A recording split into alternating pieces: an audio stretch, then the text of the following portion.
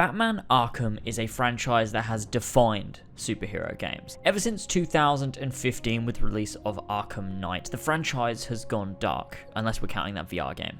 I guess. There have been some rumors, speculation, and countless clickbait videos on what to expect next from the series. And finally, at the end of 2019, Warner Brothers went and basically confirmed its existence. I can only assume this is the year that we'll finally see a reveal trailer, potentially for a 2020 release, possibly 2021, maybe cross-gen, maybe a totally next-gen built experience. Only time will tell, but I can bet that all of you are just as excited as I am to see Batman return to the video game world. And what better way to celebrate that return than to take a look back at the series, where it began, where it went, and what to expect moving forward. So strap yourselves in, folks, because here we go. Stop! Master Bruce! Bruce! I will not in good conscience allow you to go! You're outmatched by these assassins. You're not some hardened vigilante. You're a young man with a trust fund and too much anger. You're in over your head and I don't want this to be your end. Commissioner Lowe, any comment on the rumor that it wasn't actually the cops who captured Mr. Day? There is no such thing as a Batman. The only thing between the innocent and the may plagiarized. be. No, not may be.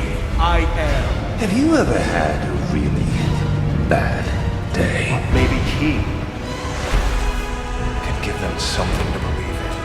Welcome to the madhouse, Batman! I set a trap, and you sprang it glorious! When the muggle or the thief stops to think twice, that is fear. That is what I am. You fell for the old fake Joker gang, Batman! Talia! All your sacrifices, and yet you are the one to blame. No! Bruce! Don't leave me! I am vengeance. I am the Knight. I am Batman.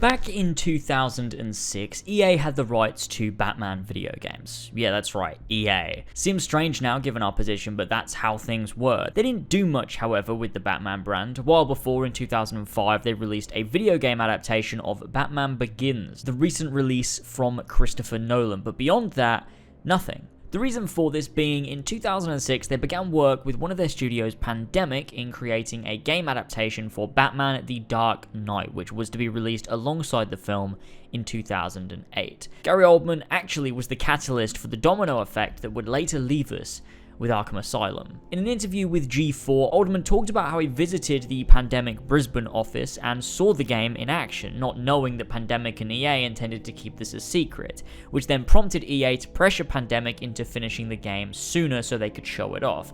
Pandemic, realizing the tech they were using just wasn't ready, meaning they'd have to start developing a new engine, caused EA to cancel the project after already adding another 100 members to speed up development due to the fact that it wouldn't meet the 2008 release date. This caused the rights of Batman to revert back to Warner Brothers Entertainment.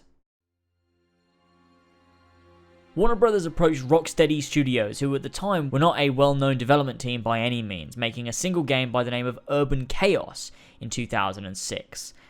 Yeah, I know, what is that? Batman Arkham Asylum began development midway through 2008, helmed by Rocksteady Studios and overlooked by Eidos Interactive and Warner Brothers Interactive Entertainment. Arkham Asylum was announced in August of 2008 with a teaser trailer displaying the asylum's interior. It didn't contain a single shot of Batman himself, but it was more than enough from the tone, the vibe, the music, and the iconic laugh of Mark Hamill himself voicing the Joker to get fans hyped and ready for more. Batman Arkham Asylum was finally released on August 25th of 2009 and absolutely blew people away, with critics giving it 9s and 10s. It was a marvel of what true passion can create, and it was done in a matter of 21 months. One of the devs even saying they spent almost 2 years developing the cape physics alone for Batman, which definitely paid off. The main response to this game was that for the very first time, this game made you feel like Batman. Arkham Asylum makes you feel like you're Batman. It's become one hell of a meme, but boy is it true. From the animations to the gameplay structure and the cape physics, you feel like you are Batman. And that's what you have to achieve when creating a game with any larger-than-life character such as Batman. The gameplay consisted of 3 main pillars: stealth, combat, and navigation. Stealth scenarios would drop a player into a room with a specific amount of guys to take down without being spotted. You use gargoyles to move around from above, stalk your prey, and attack, moving back into the shadows to take down your next target, using your skills and gadgets, of which you can upgrade as you progress through the game. Stalking enemies, watching them slowly get scared, and viewing their heart rate using your detective vision made it a blast to slowly clear out a room of guys. The setups to these rooms were always changing and adding new mechanics as you progress, so it made it always very refreshing. These sections were broken up by the other 2 pillars. Combat being a simple yet effective system that can get tricky at times. A lot of people say that the Arkham games have a button mashy combat system, but I beg to differ. The point is that you have to punch guys, sure, but on top of that you also have to remember to counter when needed to avoid being hit, stun enemies that can't be attacked up front, and then jump over other types of enemies, throwing in the use of batarangs or the grapple hook to make things look flashy, all while racking up your combo to be able to achieve different combo moves.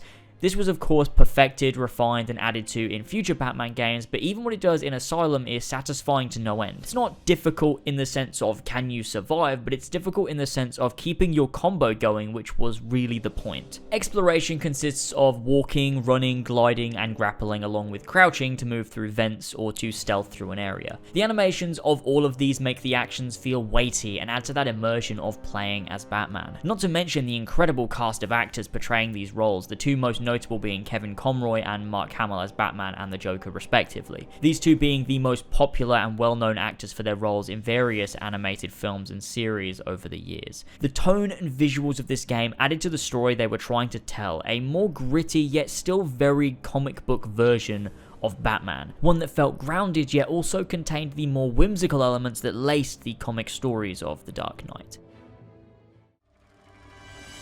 Following Batman after capturing Joker and returning to Arkham Asylum, Joker breaks free and takes over the asylum with the help of Harley Quinn and several other famous members of Batman's Rogues Gallery, sending you as Batman across Arkham Island in an effort to stop these villains and put an end to the Joker's plot. It's fairly linear, although there is a touch of exploration involved, but it's that blend of open world yet structured linear level building that I think this game truly nails. Revisiting areas after gaining new skills in order to find hidden items and rooms is part of the fun, and although the main story is short, this adds a lot of extra playtime if you're going to fully explore everything, which is entirely up to you. There's also a challenge mode for the game, having a set of levels that weren't part of the story for the player to tackle, including ones for stealth and ones for combat, seeing how the player would fare on a leaderboard against friends and other players globally.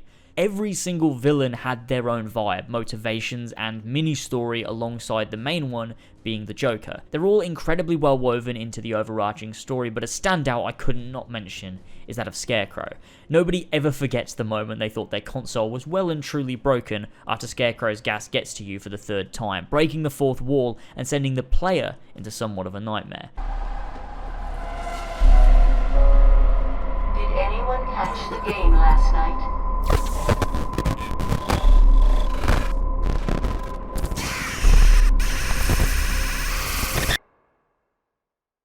The soundtrack for Arkham Asylum is one of the things that built the tone so well. It was composed by Ron Fish and Nick Arundel, Fish having previously worked on God of War. Arkham Asylum was released to critical acclaim, and the review scores reflect that. This truly was a love letter to Batman and comic book fans, and it was very, very clear that everyone wanted to see a sequel. In September 2009, we got additional challenge maps for DLC, being Totally Insane and Nocturnal Hunter, as well as the PS3 exclusive Prey in the Darkness pack. Rocksteady had already thought about possible sequel ideas 7 months before the development of Asylum was completed. They made sure to do this purely so that it connected properly to the story of Asylum, rather than being entirely disconnected and a new vision after the fact. They created a hidden room in the Warden's office containing blueprints for an Arkham City. Players discovered this 6 months after the game's release to find all of the concept art for the sequel was contained there. Players were ready for more, Rocksteady was hungry, and so began the wait for the sequel, Batman Arkham City. Wake up, Mr. Wayne. We have much to discuss. Strange? You won't get away with this. I already have. In March of 2011, the first teaser for the sequel to Arkham Asylum was revealed. A cinematic CGI trailer panning away from the asylum and into the streets of Arkham City, ending with a shot of the Joker in a crippled state after the end of Arkham Asylum. This game was set to take things further, push the boundaries. This game was the game that would take Batman to the next level. The term used by the devs when creating this game was Batman in Gotham. They didn't only want you to feel like Batman, but to feel like you were Batman within his city of Gotham, not just trapped on an island, but in his playground. In doing so, however, they didn't want to lose the special feel they created with Asylum, and to do so, they restricted Batman to a criminally overrun part of Gotham now known as Arkham City, walled off from the rest of Gotham and housing all of the criminals from Blackgate and the old Arkham Asylum, allowing the player full exploration of a Gotham-like environment but without losing the tight gameplay structure established in Asylum. Batman Arkham City was released on October 18th, 2011, and as promised, they took everything that worked in Asylum and pushed it to the next level, refining elements as needed and trimming the fat to make the gameplay experience even smoother than it already was. Arkham City takes place 1 year after the events of Arkham Asylum. Hugo Strange has taken over as Warden of Arkham and has set up a new prison known as Arkham City. Bruce Wayne, upon attending a public speaking event, is kidnapped and thrown inside of Arkham City. Once inside, Batman must get his bearings and discover the mysteries behind Arkham City and Protocol 10. Again, this game excelled in weaving stories together, allowing the overall plot to be pushed forward by many smaller arcs that take Batman from Penguin to Joker to Mr. Freeze to the League of Assassins and so many more. The way the story is told to this day is still remarkable. The way every villain has time to shine, the way they all contribute to the overall narrative whilst also giving you their own story as well, and how you never seem to feel any sense of padding. Every individual arc is interesting and has its own merits as well as slowly revealing and adding to the main story. It's masterful writing. In addition to that, this game introduced side missions. Arkham Asylum had the Riddler trophies and riddles, but in City they added side storylines for the smaller Batman villains, the ones that didn't fit into the story but could be explored nonetheless in this larger open world. From Mad Hatter to Hush, Deadshot and Zsasz, a wider array of Batman's rogues gallery got their time in the spotlight. Arkham City improved on a lot of elements from the first game, whilst it retained plenty of the tone and vibe that made that game shine, if maybe taking it a little darker in some places. The traversal had been greatly improved to allow Batman a great amount of speed and diversity in how he controls and navigates the world, with the grapnel boost to allow the player to zip to a vantage point and propel Batman over it into a faster glide, made exploring not just easy but also incredibly satisfying. As well as that, you also had the dive mechanic, now allowing for Batman to dive whilst gliding and use that momentum to pull up and glide faster and gain height as well, meaning the player could combine these elements to allow for quicker and flashier movement across Arkham City. In turn, the combat had also been improved, making things tighter, faster, but also more challenging.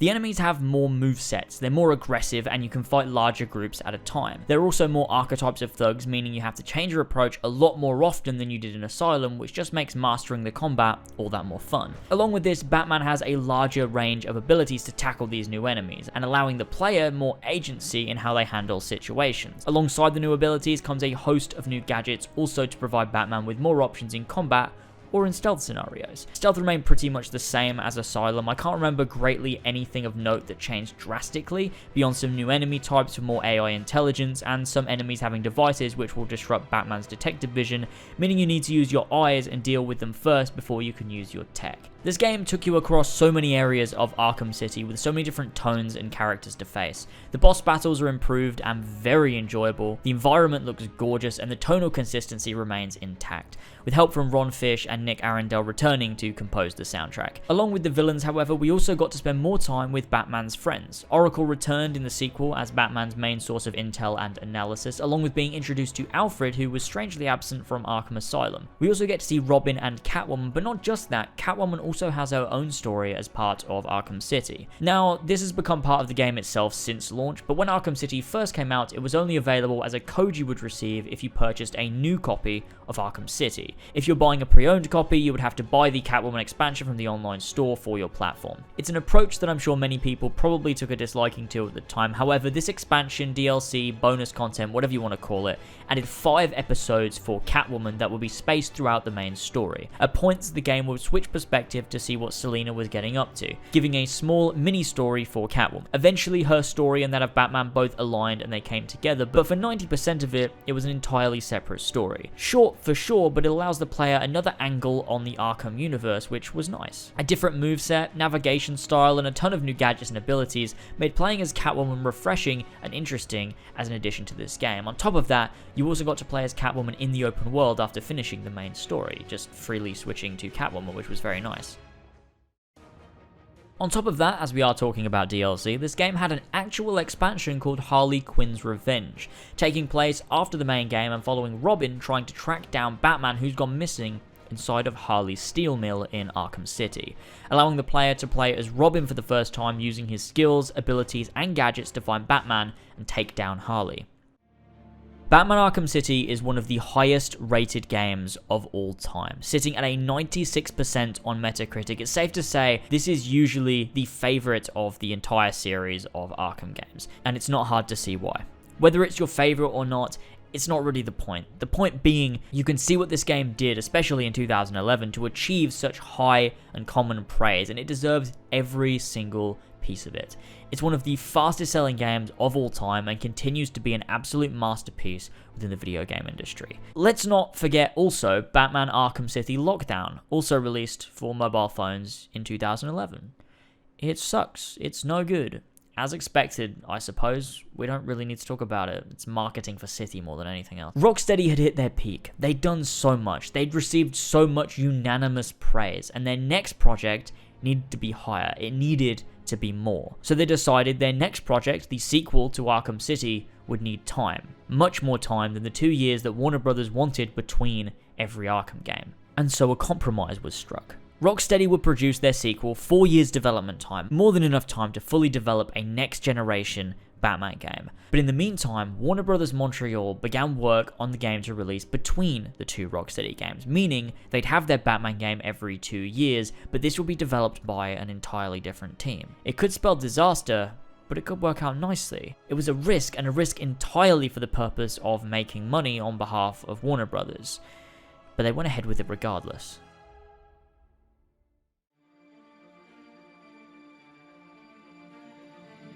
Batman Arkham Origins was announced officially to press on April 9th, 2013. The first official trailer, however, wouldn't drop until May of that year. Developed by Warner Brothers Games Montreal, it tells a prequel story set 5 years before the events of Arkham Asylum in Bruce's second year as the Dark Knight. Players would experience a younger, less experienced, more vulnerable Bruce, exploring his progression into becoming a hero and a symbol for hope of Gotham City. Batman Arkham Origins released on October 25th, 2013. Not a lot drastically changed between City and Origins, with Warner Brothers Montreal opting to keep things relatively the same. Somewhat of a Brotherhood to Assassin's Creed 2 or a Lost Legacy to an Uncharted 4, if you will. There were some changes, a larger map, new things to see and do, but on the whole, it wasn't a major shift like we had from Asylum to City. People mostly think of Origins as a spin-off title, which, in a sense, it is. It's not following the main story and continuity of Asylum through City and onward, it's exploring a chapter in Bruce's life from years ago. This game isn't as unanimously loved as the previous two main entries are. It seems you're either one way or the other. It's either a great Batman game or it's a terrible one and you hate it. I'm sure there are some people in between, but they're mostly quiet on the matter. Personally, I really love this game. I always have, and its merits are somewhat subtle compared to what we see in Asylum and City. The strength I feel of Origins is in its handling of Bruce Wayne and Batman and his relationship with the people around him, Alfred, Barbara, Jim, the Joker, and the Assassins. I feel that Bruce, along with these characters, are written near flawlessly, and we're at a different point in Batman's career. We're seeing him as a young man, angry at the world for taking his parents and for leaving him alone. alone. He doesn't want to let anyone in because he doesn't believe he deserves it, and he doesn't want to take that risk. Batman at this point is a symbol of fear based on urban legends within Gotham, whereas later on in City, for example, the fear of Batman is based on his track record and reputation. This alters the way Bruce handles situations and how he interacts with people. I know this is becoming a bit of a narrative analysis here, but I really do appreciate this game and the way that it handles Batman, and I don't think it's quite given the credit it deserves. The way we see Bruce's shift towards opening up to allies after nearly losing Alfred and realizing the reason he does what he does is so that nobody ever has to feel the pain he felt as a boy. The way we see the shift in Joker from someone who just wants to cause destruction almost out of anger at the world. The same almost as Bruce, wanting to get back at the world for how they were treated. It's almost a mirror image, but they go in separate ways. After Joker finds Batman, he's infatuated by him, wanting to prove to Batman that they are the same, that if Batman can just kill, then Joker and Batman are no different from one another, and that anyone can fall into madness. He finds purpose in pursuing Batman. Bruce, on the other hand, finds purpose in proving he's not like the people he fights to stop. He can work with the police. He's not just a symbol for fear in the hearts of criminals, but also a symbol for hope in the people of Gotham, and in doing so, keeping the Wayne family legacy afloat, just like Alfred says to Bruce during the game. On top of this, we see a more angry, more arrogant Bruce than we've ever seen before. One of my favourite scenes is this scene here between Bruce and Alfred in the Batcave. Master Bruce, stop! Master Bruce! Bruce, I will not in good conscience allow you to go. You're outmatched by these assassins. What? You're not some hardened vigilante. You're a young man with a trust fund and too much anger. You're in over your head, and I don't want this to be your end. Alfred, who do you see when you look at me? The boy whose shoes you used to tie every morning? The teenager you drove to his first date? While you are here every night, I am out there. The only thing between the innocent and the predator. Be. No, not may be. I am. When the mugger or the thief stops to think twice, that is fear. That is what I am. That is why they hired assassins, because I am the reason the criminals breathe easier when the sun rises. So no, Alfred, I am not in over my head. Tonight will not be my end, but it will be theirs. Arkham Origins is a very different Arkham game. It's not using a fully fledged Batman in order to tell a well-written story. It's using a flawed Batman exploring a basic narrative in order to use that to further character arcs and grow Batman into something more. This game is all about character progression, arcs, and development first, and main narrative second, whereas the previous Arkham games are the reverse of this. I think that's why people are generally turned off to it. It's a very different take on Batman than what Rocksteady were doing, but I love it. That being said, there are some objective flaws in this title. The world, for example, is pretty dead. I mean, City wasn't exactly alive, but this destroyed, rundown Arkham City, there's always gangs in areas, there's burned old cars that give this sense of anarchy and chaos.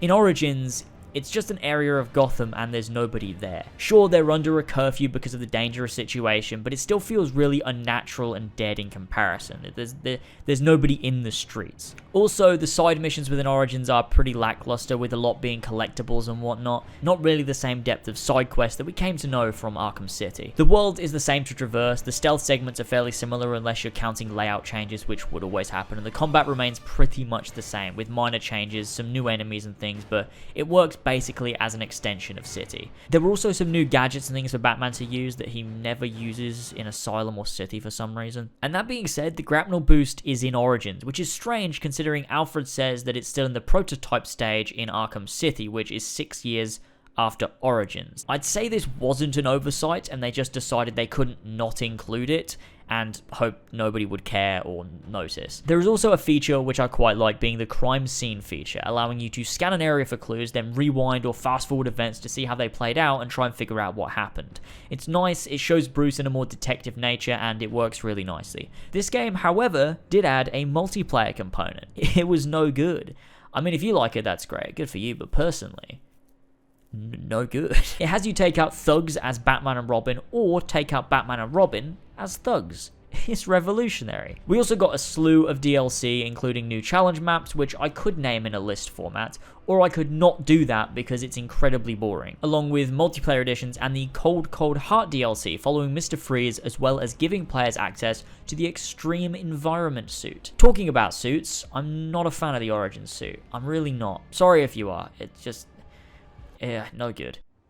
Arkham Origins was released to mixed reviews, most saying it was bigger for the sake of bigger and being too samey to Arkham City without really doing anything meaningful story-wise. Although I get these criticisms, and at the time I'm sure after Asylum and City it would be a bit disappointing to get this game, I believe in hindsight it's a lot better than people give it credit for. It's just not what people wanted story-wise at the time of release. It works very nicely as a side game, as an insight into Bruce's mental state when he was younger, exploring his progression and critiquing Bruce Wayne as a character, but not really so much as a long-awaited entry into the franchise, as it doesn't do anything to push things along. In 2013, we also got Arkham Origins Mobile and Arkham Origins Blackgate for the DS and the Vita, both of which are no good. The risk that Warner Bros. Montreal took didn't really pay off. I mean, money-wise, sure, but review-wise tainted what was a perfect track record for the series, even if I happen to love the game. This would, however, work in Rocksteady's favor, as they were hard at work on the next true Batman title,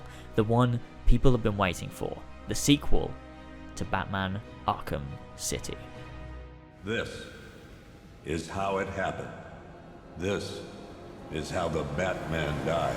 Back before the release of Arkham Origins, the development on the next main installment of the Batman Arkham series began its development. Rocksteady were hard at work from late 2011 all the way through to the eventual release in May of 2015. Arkham Knight was first revealed in March of 2014 with a spectacular cinematic CGI trailer giving an overview of Gotham, the general idea of the plot with Scarecrow, and a lovely showcase of Batman in his new suit, with a release date set for 2014. Now, we know it didn't come out in 2014 as it was delayed until mid-2015, releasing in May of that year. This game was supposed to be the next step, the leap forward for the franchise.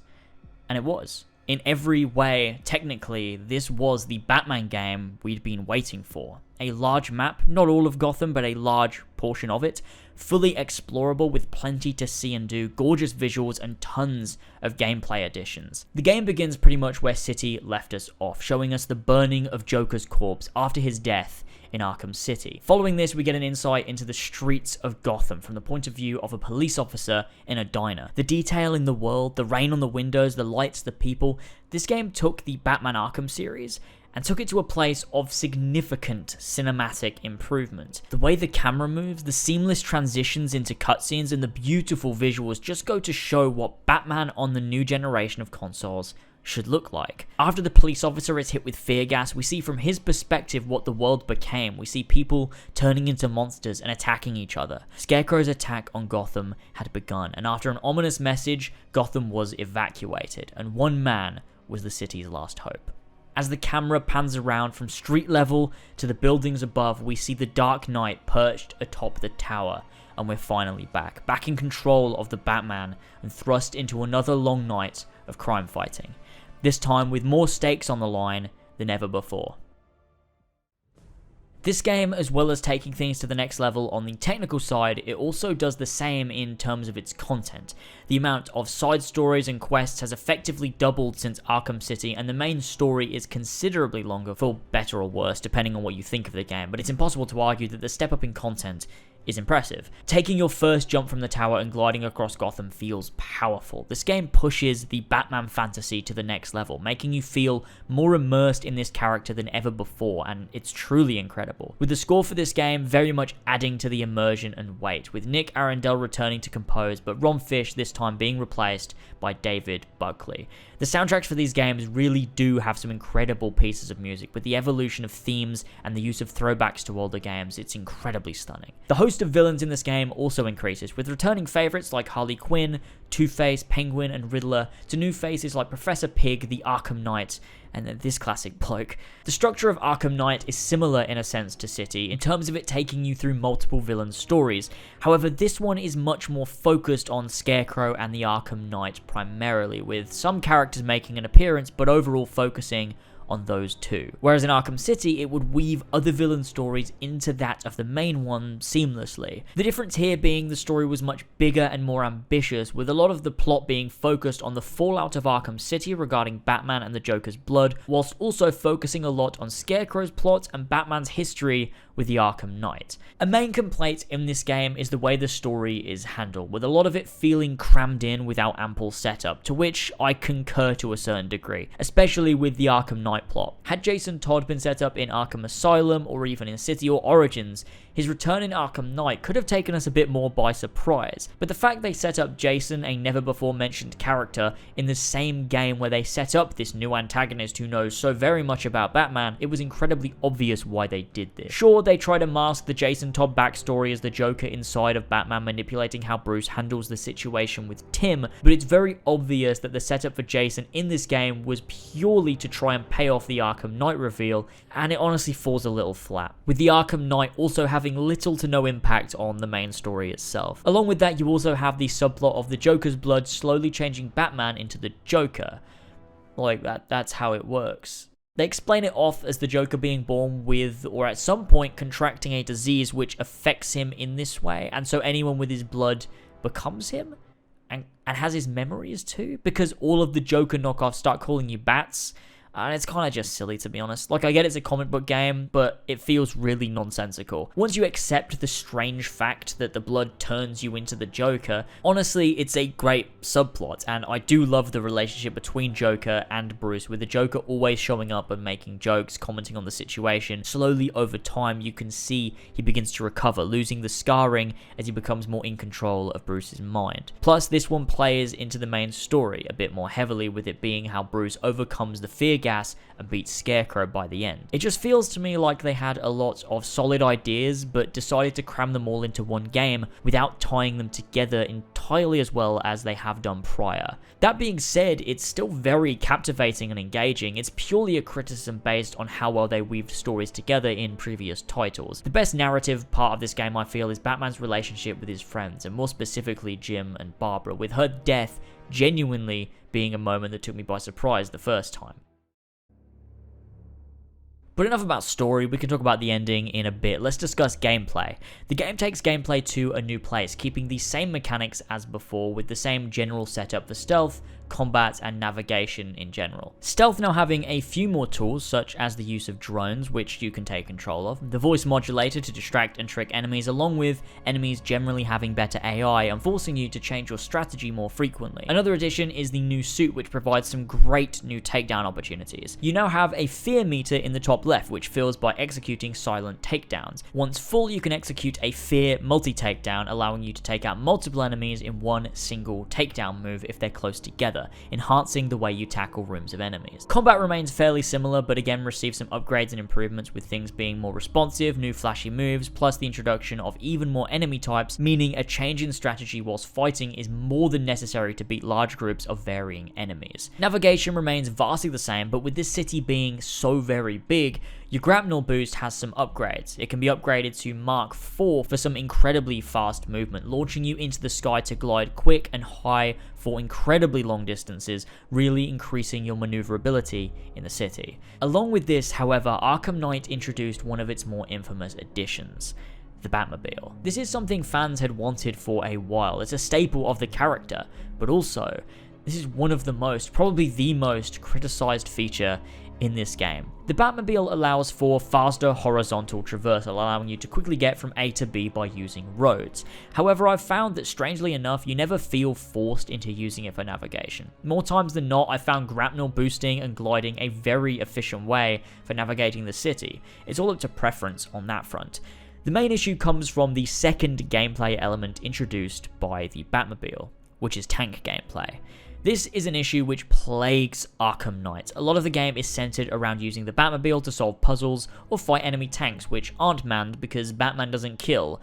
If you just put guys in the fucking tanks, Batman wouldn't kill them and you'd win, but we've got to make it fair, right? It's not a bad gameplay element per se, but it is forced into a lot of the game, and I think it's very much at the sacrifice of traditional Arkham gameplay with stealth and slower paced movement. Instead, you're just shooting tanks and blowing them up, and honestly the novelty wears off pretty fast. The gameplay and navigation inside of buildings can also feel stunted when you drive into somewhere and you're blocked off and you have to jump out, complete a puzzle, then get back in the car to continue going, and the same way in reverse. You enter a building and you can't get by, and instead of Batman having to work it out with his gadgets and whatnot, you just remote control the bat tank and have it pull down a wall or shoot something or charge something with its engine, and I don't know, I just think it feels lazy at points, and I totally get this criticism. I don't think it completely ruins the game, as a lot of people say it does, but it definitely hinders the experience compared to something as tight as City was. It's not as much of an issue just generally roaming the world, but within main story missions, it is annoying that you constantly have to keep using the Batmobile. I feel more intimate Batman stories with Batman-focused gameplay is a lot more engaging than constantly shooting things with a tank, and I think this is mostly a consensus among people who have played the whole franchise. Overall, I'd say the gameplay is vastly improved from City, but at the same time is hindered by the Batmobile. Therefore, City probably has a much tighter and rewarding gameplay loop. But Knight on the whole improves upon everything in City, if that makes sense. The game also featured multiple endings, which I think is a pretty brave move. A lot of games try to appeal to the mass audience, but this game hid its true ending behind finishing everything in the game, which makes sense given the circumstance of the story. Once Batman has finished, every criminal is behind bars. He asks Alfred to initiate the Nightfall Protocol. Now Gotham has seen his identity, knows that Batman is Bruce Wayne. Things cannot continue as normal. We see Bruce remove his cowl for the final time and destroy the bat signal, then return to Wayne Manor, where news vans and reporters are waiting for him. Upon entering the manor, an explosion emanates from inside, destroying the entire manor, along with the Batwing and Batmobile. The manor falls into ruins. Bruce Wayne, or Batman, is thought to be dead, killed by someone looking to get even after discovering his identity. At least that's what Bruce wanted everyone to think. There's been some dispute over this ending, but I think it's fairly obvious that Bruce faked his own death to keep people close to him safe. To finally end this story, the series of games that Rocksteady cared so much about, we see a scene similar to that of the Batman's origin, of a mother, father and son walking down a dark alley, confronted by a team of muggers trying to rob them. As they're stealing the man's wallet, they look up to see the silhouette of a bat looking down on them. Clearly using a modified version of the fear toxin used by Scarecrow, we see him explode with a cloud of bats flying towards the criminals, fire erupting from his cape and the buildings crumbling around him, signifying that Batman is a legend once again, as he was when he first started. Bruce has become what he always was meant to be, a symbol. Without Bruce Wayne keeping him tied down, he's free to be himself, to be the Batman.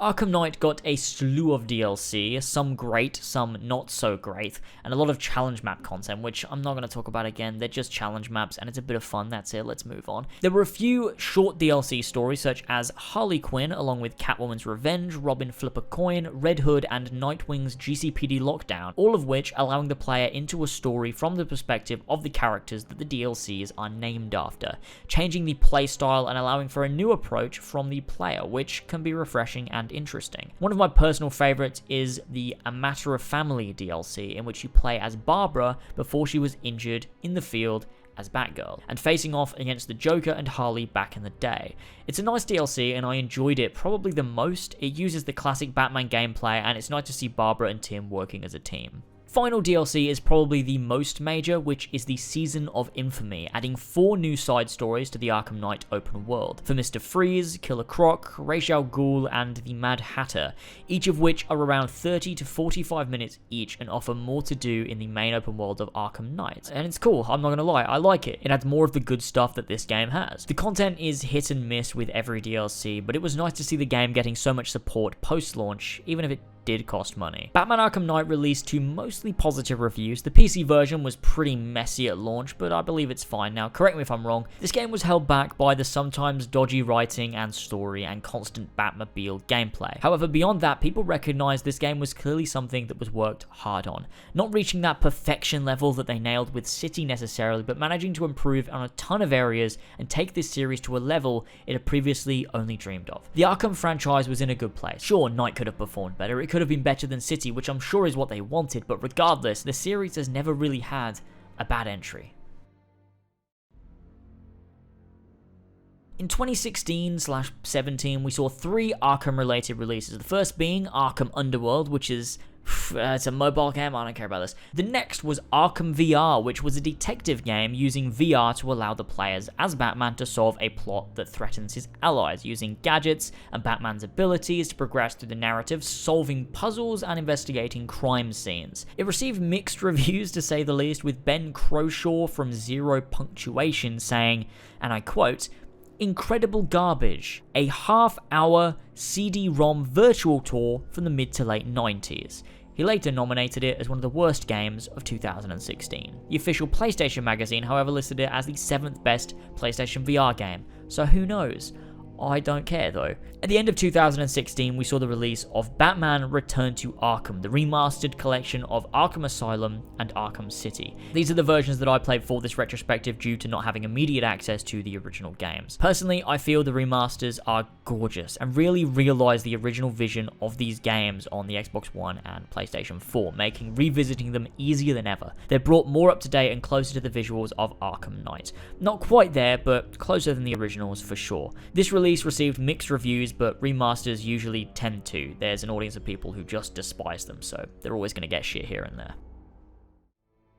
Ever since the release of Arkham Knight, there's been talk of what's coming next. A follow-up to Knight, a reboot, a new universe entirely, perhaps Batman Beyond, maybe a Damian Wayne sequel, maybe even a sequel to Origins set before Asylum. The truth of the matter is, we don't really know.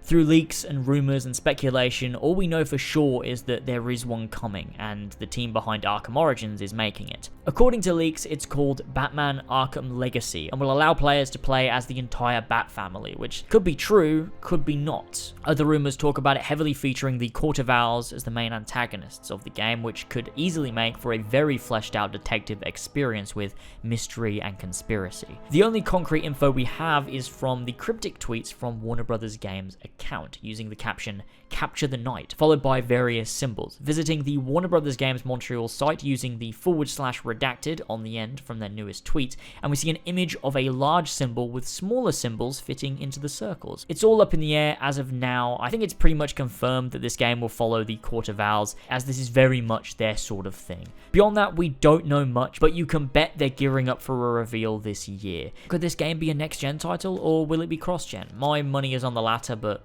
who knows? It's been 5 years since the last installment, and 7 years since the last Batman game from Warner Bros. Montreal, so this game has been in development for one hell of a long time. Perhaps under different aliases, and perhaps it's undergone some changes and restarts, but it's been some time since we've seen a Batman game, and I am certainly ready to see what they've got for us. And I hope you'll stay tuned, because there's no way I'm not going to be covering it like a madman.